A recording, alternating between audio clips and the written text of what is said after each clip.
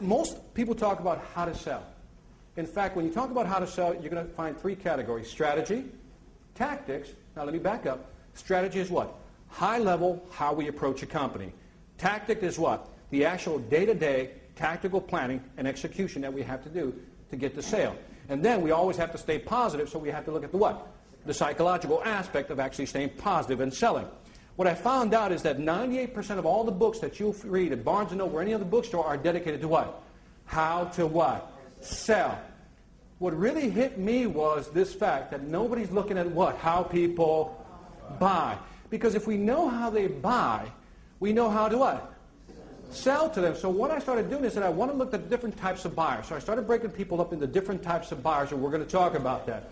Then I said, well, what motivates somebody to make a buy? Because sometimes it's an impulse buy, but sometimes it's a rational buy. And beyond the buy, I want to know, how do people make decisions?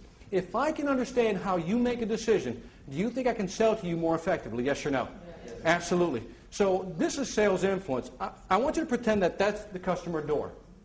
On the other side of that door is your customer. And I want you to imagine for a moment that you can put a little hole in that door and have the privilege of peeking in and looking at how he buys.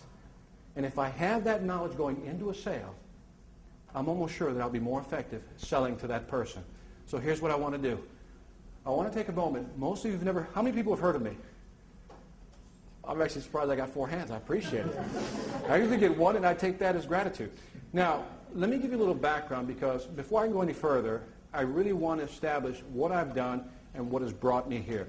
I'm originally from Chicago. Anybody from Chicago? Anybody heard of Chicago?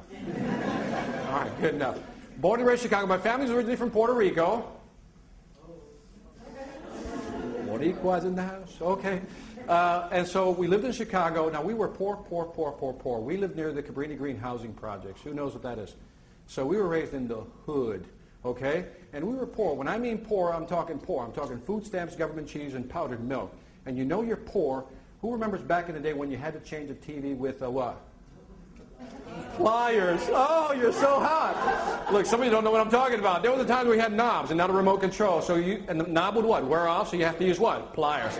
And you didn't have cable, you had an antenna. So what? And if your antenna broke off, what did you use? Hanger. Oh, you were poor. You were poor. She gets it. She goes, foil. You use aluminum foil for your antenna. And if you want a real good reception, you do what?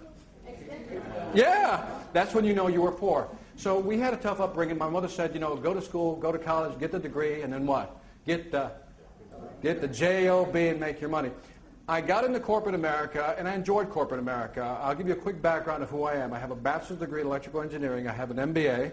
Don't be impressed by that, because I found out something very harsh. I found out that in corporate America, it's good to have a double E degree. It's good to have an MBA when you're in corporate America. But when you decide to start your own business, it don't mean you got it. Don't need to finish those words.